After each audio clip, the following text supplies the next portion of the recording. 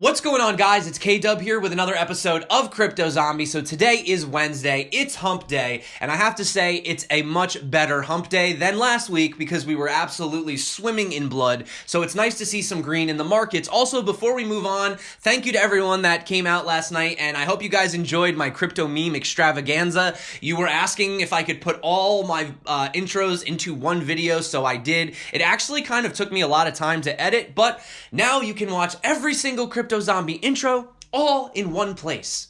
You're welcome. Now, moving on, I wanted to talk about the markets because that's what we always talk about, and then we move into the news. So today we're seeing a lot of green, market cap $110 billion. Bitcoin dominance has pulled back just a little bit. Bitcoin sitting around $3,447. XRP still holding quite steady around 30 cents, and unfortunately Ethereum is still underneath $100. If we have a look at the biggest gainers of the day, we have waves up yet again: Augur, DEX, Bitcoin Private, Tezos, Binance, Chainlink, Aurora, and Electroneum all doing pretty well today. And if we have a look at what's going on, really not too much, okay? After we had that catastrophic landslide basically downward, we're just sort of chilling here. Is this the bottom? Who knows? Who knows, right? But let's talk about these price predictions. All these different gurus that are saying 150K, 250K, 333, 1 million, right? And then on the flip side, you have people saying we're going down to 3K or 1 or 100 or 0, right? Well, let's talk about this because it seems like when things are on the up and up, okay, and everything's going great, everyone's everybody's best friend, and I love this guy, and look at his price prediction, and this is great. And then it seems like when things go the other way, everybody wants to kind of point fingers at people, right? Like, hey, you said this, and you said that, and it seems like what I'm finding is that people are not really taking responsibility for their trades and for their investments, and it looks like with all these different lawsuits that are coming out, and all this slandering of people's names and pointing fingers, it just seems kind of crazy to me, you know? And one guy in particular, Mike Novogratz, you've seen he's been taking a little bit of backlash due to the fact that, you know, he basically moved away from Goldman Sachs and he started Galaxy Digital, and they really have not been doing very well. In fact, they are down quite a lot this year. I believe it's $136 million in trading losses just this year alone. So people say, you know, why are you doing this? Why are you still involved in it? And obviously he believes, but it's interesting. They did this interview with him in Bloomberg, and there were two paragraphs I wanted to highlight. So one was, many in the crypto community on Reddit and elsewhere tend to treat cryptocurrencies almost as a religion. So coming from Wall Street, what's your perception of this? How are you different? And he says that while he does believe the underlying technology in the crypto movement, if the price gets too stupid, he says, I sell. A lot of my friends in crypto just couldn't let go. They were saying this is going to change the world, but the problem is that revolutions don't happen overnight. And that's exactly what the crypto community was expecting. We were literally expecting to put our money in, come back a month later, not only be filthy rich, but also have a completely different, decentralized, utopian world. That's crazy to think that that could happen overnight, you know? And he says, I'd be walking down the street, people came up to me and wanted to take selfies, and that's when I was like, okay, this is weird. We got to be close to the top. Now, the other thing too was they asked him, should we talk about cryptos the same way that we refer to almost commodities? You know, is Bitcoin a commodity? And he goes, yes and no. He says, I do believe Bitcoin is going to be digital gold. That means it's the only one of the coins out there that gets to be a legal pyramid scheme, just like gold is. All the gold ever mined in the history of the world fits in an Olympic-sized swimming pool. That's interesting. I didn't know that.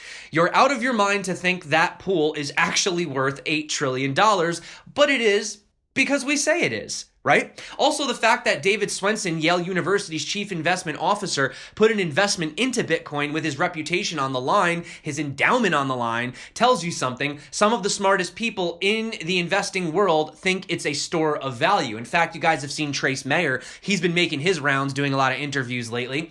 So that's just something to note. But getting back onto that topic, I just wanted to talk really just like 5 seconds, and then we'll move on, about how the sentiment in crypto really has shifted, and you are seeing people really reaching out, like trying to blame people. Like, I've seen literally everything you can imagine, like Coinbase, it's your fault, or crypto Twitter, crypto YouTube, it's your fault, or fake news outlets, or the SEC should have never allowed me to invest my ICOs. And in reality, in life, you have to take responsibility for your own actions, and this includes your investments. And if you're down, it's just a lesson to be learned, guys. In fact, I want to show you one of my favorite pictures, okay? This shows pretty much how society works. So these are two people and they're riding on a donkey, right? So in the first picture, the two, critics or bystanders say, two people on a donkey's back, poor animal. Okay, so in the next picture, let's assume it's the next day. Maybe they overhear this conversation. So now the woman's walking while the man is riding. He's making his wife walk. How cruel. Okay, so the next day he lets her ride, and then he walks next to the mule, letting his wife ride the mule. How stupid. So finally, they both just want to avoid all criticism, and they just get off the mule altogether, and they just walk besides it, which finally the same critics respond, what idiots, they don't even know how to utilize the mule. The point I'm trying to make is that everyone is going to have their own opinions. Everyone is going to criticize. You're never going to convince somebody from, this particular coin camp that, loves it and is a part of the community that your coin is better or equal or whatever. But that's the beauty of diversity. I mean, the world didn't create itself through monopolies. Now, I'm not talking politically. I'm talking like as far as retail and all these other things. Okay, Amazon has done very well, right? But there are other solutions. So I just wanted to point that out. Moving on, guys, looking at all the things that are coming in. I mean, let's not forget we have NASDAQ, Goldman Sachs, Fidelity, and other institutions that are coming into the crypto space. However, it has to be noted that the efforts of these institutions are in fact beginning to lead government authorities to start seeing the crypto industry from a positive perspective and ultimately lead them to consider digital currencies for what they are, an emerging and game-changing asset class. But once again, everybody thinks as soon as this institutional money comes in, it's just going to go straight to the moon. I mean, realistically, the demand for a Bitcoin ETF as far as people who are actually willing or want to use it, it's not really as high as, for example, somebody that would just want to get in and just own the coins themselves. So, you might see a lot of speculative price movement if these institutions, or I should say when these institutions do come in, but I wouldn't expect it to be, moons and Lambos overnight. In fact, you still have critics out there. For example, Aliens Global Investments CEO pretty much trashed cryptocurrencies and Bitcoin during a panel discussion held in London. So he was talking about regulations and, cried that the regulators should basically outlaw crypto. And he was basically saying that it wiped out people's savings and the class, being cryptocurrencies, deserves to get clamped down on. But once again, it's just pointing fingers. I lost my money, you know what I'm saying? So anyway, moving on, not everybody was totally negative. Obviously, Travis Kling also made it clear that Bitcoin's rise to the top of the world wouldn't be instantaneous. Now, he's the former Point72 asset management portfolio manager, and he also spoke about Bitcoin, just saying it's pretty much at the start of a multi-year, multi-decade journey, right? Now, you also have real estate entrepreneur, Bitcoin investor, and cryptocurrency expert Eric Dallius in Tech Bullion says that there's still plenty of fight left in Bitcoin despite the mudslinging from the naysayers and falling Bitcoin price. He even goes on to say that the next bull run is close. Okay, well, we'll see what close means exactly. But the thing is, you see a lot of people trashing crypto, talking, you basically might as well just buy a lottery ticket, right? Well, putting your money in Bitcoin isn't exactly like buying a lottery ticket, okay? This has been proven by 10 years of progressive technology and cyclical tendencies. So Rogoff insists that there's a high probability that cryptocurrencies could be worthless. They could be.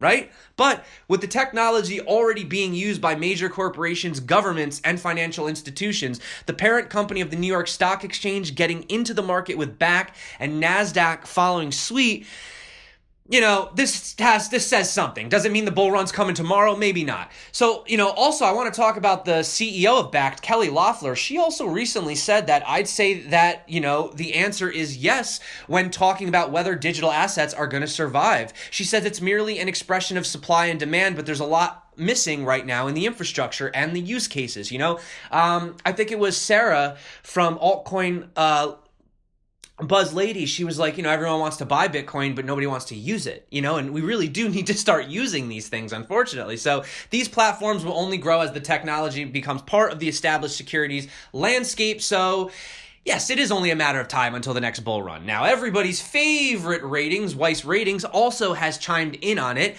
saying Bitcoin is getting to such low levels that it's becoming one of the best buying opportunities of the year. As a store of value, Bitcoin is here to stay. We truly think it's the least speculative investment a person can make in crypto right now. Obviously, going down here, you see a lot of people saying XRP is much better.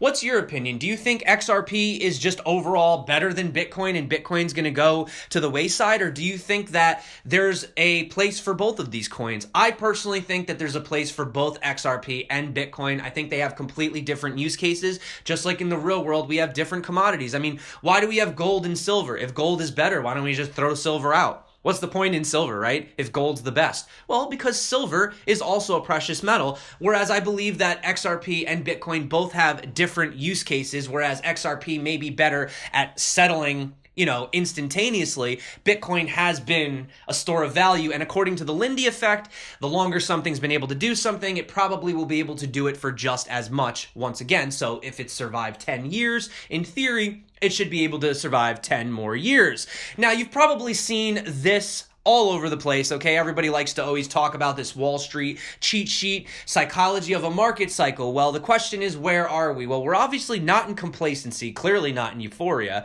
Anxiety, I'd say we're past that. Denial, I'd say we're past that. Now, panic, capitulation, and anger, we're somewhere in this phase right now. I would like to think that we're a little bit lower. I mean, a lot of anger recently. I've seen a lot of anger in the space, right? With people pointing fingers and getting frustrated about their losses. But also, there is that long depression stage to follow. So basically, if you look at the chart right here, they are saying they believe we are probably more in the capitulation stage if we had to be in one, which is basically just giving up, just totally giving up. When all hope in the market is lost in the eyes of the public, the market quietly starts to pick up a bit. At this stage, investors have been emotionally battered to the extent they will not believe any rally from here on out can be sustainable, which I would say at this point, I mean, if Bitcoin breaks out, no one's jumping through hoops or getting excited, right? So although it may be hard to grasp, unfortunately, this is the best time to get in,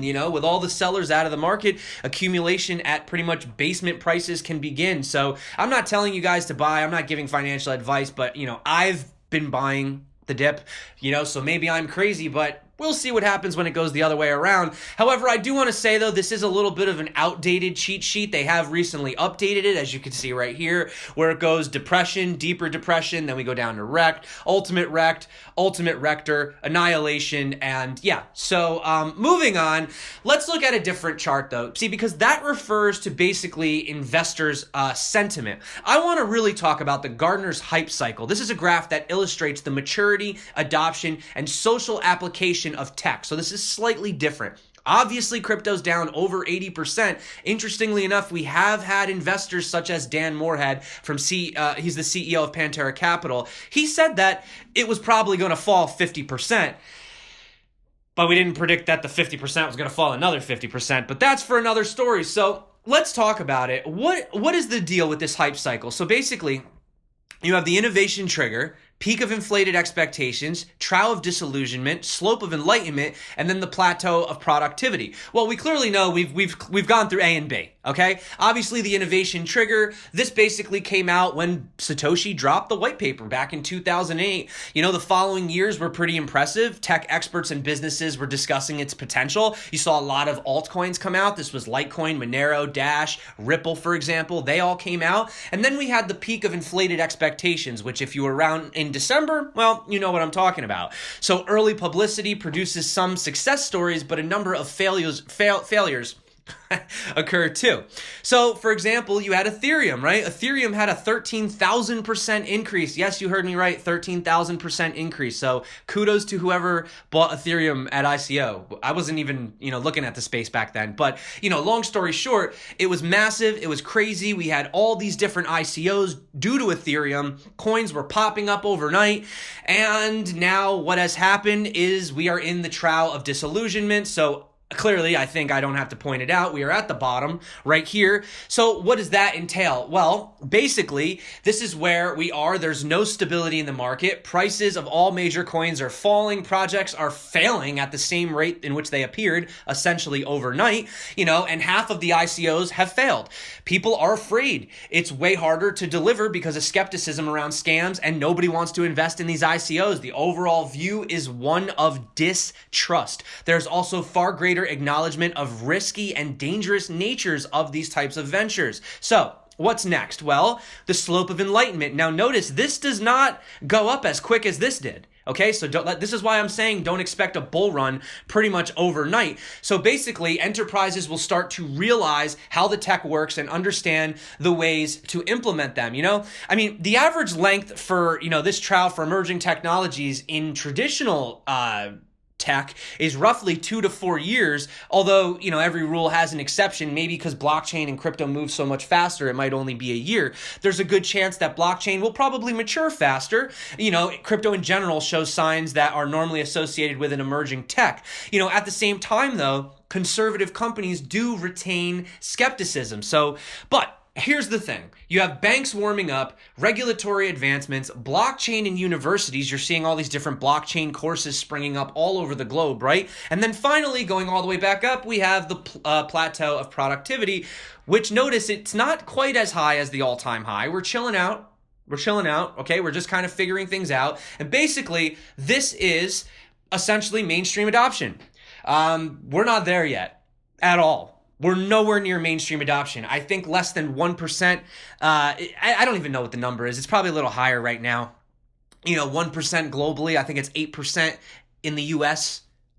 People have actually purchased a Bitcoin or used Coinbase or something like that. So very, very, very low adoption as we speak right now. However, I want to point out that granted, we're over here. We want an ETF. Well, we have the ETP that came out over in it's the Swiss ETP. So they basically say that the steep decline in Bitcoin price has coincided with the record volume of recently launched Bitcoin ETP on the SIX Swiss stock exchange. So this is interesting. Now, as you can see right here on this chart, there's a negative correlation between the price and volumes observed with the HODL ETP. So in other words, the ETP's trading volume increases as Bitcoin's price dips and decreases as price rises, as observed by the chart. So this makes sense.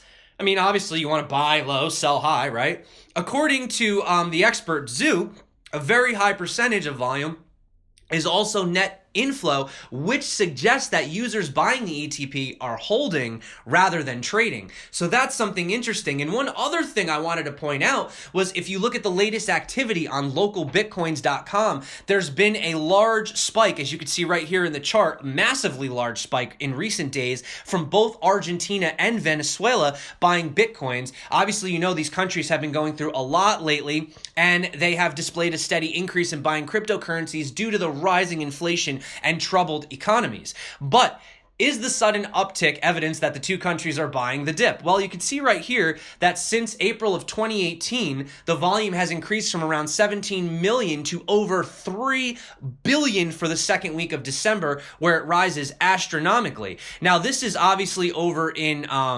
Venezuela, but if we come down here and we also have a look at Argentina, unlike Venezuela, it's obviously Venezuela is a little newer to crypto, but Argentina has demonstrated a longer history of buying Bitcoins. Like Venezuela, though, it looks like we've reached a top as well. So when Bitcoin was low, when it went below $4,000, I guess that was some kind of a psychological barrier. So you saw that a lot of purchases were taking place clearly. So they talked to Rodrigo Marquez, the CEO of Latin America's largest crypto company and Bitcoin investment platform, Atlas Quantum, and he said, look at the countries in Latin America, especially Venezuela and Argentina, and it's really hard for people to move money outside of these countries, and people see Bitcoin as a way to protect their investments. So it's not just a matter of it's faster or more stable, but making it possible for someone in some place to actually hold on to what they own, protecting their own wealth. This is one of my favorite parts about crypto. I genuinely like to own my own stuff. I don't like to rent stuff. I like to own it. If it's mine, I want it, So that's just something to point out, guys. That's basically what I got for the first part of the video. Now I'm going to hop into some coin news, and we're going to start off with a little bit of an interesting kind of controversial one, okay? Now, this is directly from Charles Hoskinson, so don't shoot the messenger, guys, okay? So basically, Charles Hoskinson had some not so nice things to say about EOS, and he basically predicted that the SEC is likely going to bring down some serious measures against Block 1 for the way it ran the EOS ICO. So Charles Hoskinson explained that EOS's token sale falls well within the regulators' ability to take action against any financial activity which harms U.S. retail investors. Speaking at a press conference, he said, "I can't imagine how Block 1 how they're not going to have some sort of issues with the SEC." Now, the thing is I do recall that even though the tokens, because that's the interesting thing. You couldn't participate on the website if you were a U.S. citizen. However, the tokens were trading on exchanges before the ICO was done because it was the longest one in history and it went on for over a year. So he basically was calling attention to the amount that they raised over the course of the year, saying that it was utter lack of respect for investors by absolving themselves of fiduciary responsibilities. Hoskinson said the SEC needed to take action. It was egregious to the core, as he said. So an interesting statistic was blockchain startups last year raised more than $5 billion through ICOs, with some projects hitting their hard cap within minutes of opening sales. EOS hosted the largest and longest crowd sale of all time, raising $4 billion over the course of a year.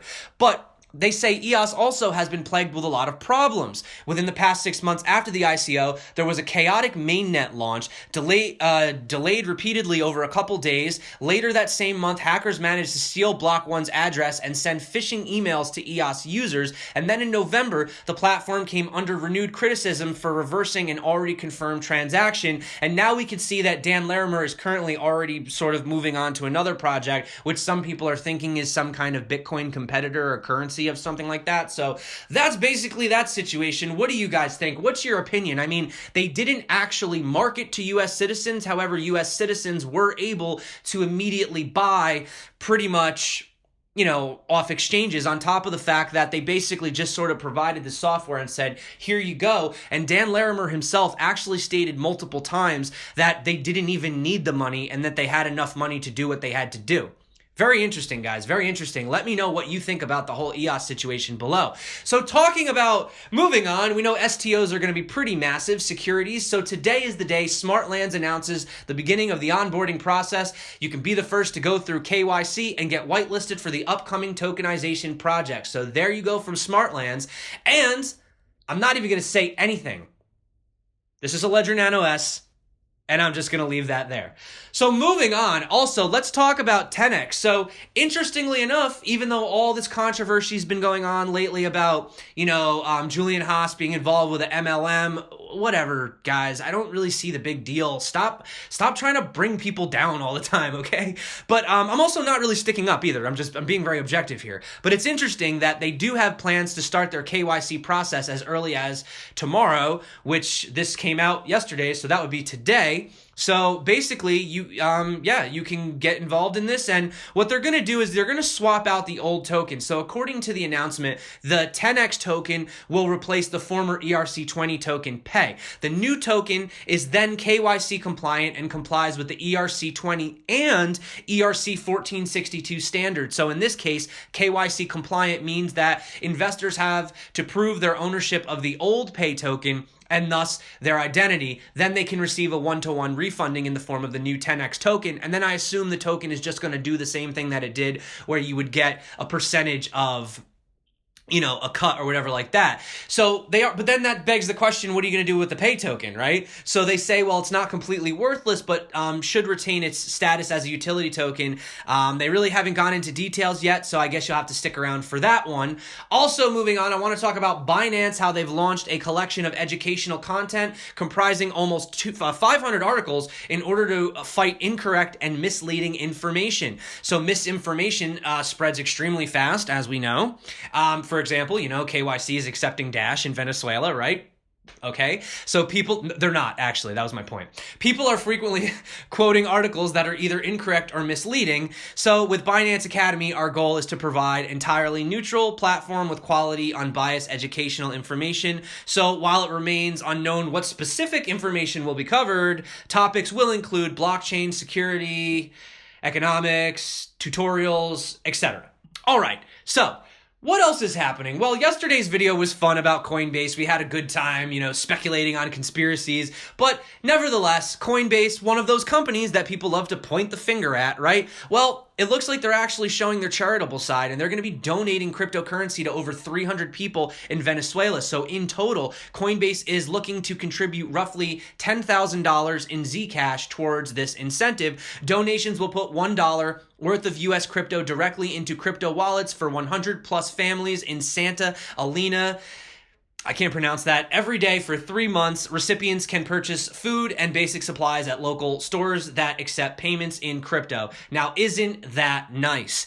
Interestingly enough, guys, check this out. So look who's getting in on the competition. You have electronic giant Samsung filed applications for 3 blockchain-related trademark requests for smartphones. So based on the description provided by the company, the 3 European trademark requests related to providing crypto custody services on smartphones, which indicates that Samsung may be planning to make its entry into the blockchain smartphone market following their recent release. So you have HTC's Exodus 1 and Sirin Labs Finny, both of which also offer crypto custody. So looks like we're going to have some healthy competition in the space moving forward, guys. We also have U.S. insurance group State Farm announced that it's working on a blockchain solution to speed up the subrogation process for auto claims. Now, I didn't know what the hell that was. So subrogation is essentially the legal right held by insurance carriers to pursue a third party that caused an insurance loss for the insured. So that's just more use cases of blockchain technology. Now, I cannot believe that this many years later, we are still talking about Mt. Gox in the news. But yes, we do now have Japanese prosecutors seeking a 10-year sentence for Mark Karpelès, the former CEO of the now bankrupt Bitcoin exchange Mt. Gox. So this happened on Wednesday, and it looks like prosecutors claimed that the Tokyo District Court at the Tokyo District Court, that Karpelès used customer funds for his own personal use. Well, this is interesting. He reportedly transferred 341 million yen, or roughly $3 million, of customers' money kept in Mt. Gox's bank account to his personal account during September through December 2013. According to a court indictment, they said was taken, I think it was supposed to be the cash. That's definitely a misprint in this article. The cash, they said, was taken for users such as investing in a software development business for personal interest. So yeah, you definitely can't take the money from people on the exchange and use it for your own personal things. I mean, I feel like just in general, you can't do that. So he's also being accused of manipulating data on Mt. Gox's trading system to fabricate the balance and playing a great role in totally destroying the confidence of Bitcoin users. Wow, that's pretty intense, guys. I can't believe it, but yeah, the plot keeps thickening with this. Now, interestingly enough, we also have SKAT, which is the Danish tax agency, accelerating a crackdown against a large number of nationals who secretly traded Bitcoin on a Finnish crypto exchange. So according to the information, it looks like a total of 2,700 Danes purchased around 5.80 million US dollars worth from the exchange and then sold back 6.1 million. That marks approximately 12 million worth of Bitcoin that traded that went unreported between the financial years of 2015 to 2017. And finally, guys, I saved this for last because I had to just, I think that these are so hilarious, these phishing things where they basically say, oh, we have a video of you doing something sexual and like we're gonna leak it out on the internet if you don't pay. So basically there's new ransomware. You get an email and it says they got some dirt on you, and basically when you click the link, it installs the ransomware, and then it says you have to pay them $500 worth of either actually Bitcoin or Dash, which is weird. You do have an option, so they were kind enough to give you an option. So yes, this is not real. If you guys get an email, regardless of what you do in your downtime, no, you're fine, you're all good. And if that doesn't make you happy, guys, I figured out the secret to Satoshi Nakamoto. Okay, guys, that's it for the day. That being said, it is Wednesday. Hope you guys are having a great day. Thank you so much for everyone that's been coming back to the channel, everyone that's been liking, subscribing, commenting. You rock, you rule. You're the reason that I do this every single day. Sorry, I'm just looking at my battery. It's about to die. I have about 20 seconds left. So that being said, guys, I freaking love you. My name is K-Dub. This is Crypto Zombie. Until next time, stay crypto and peace out.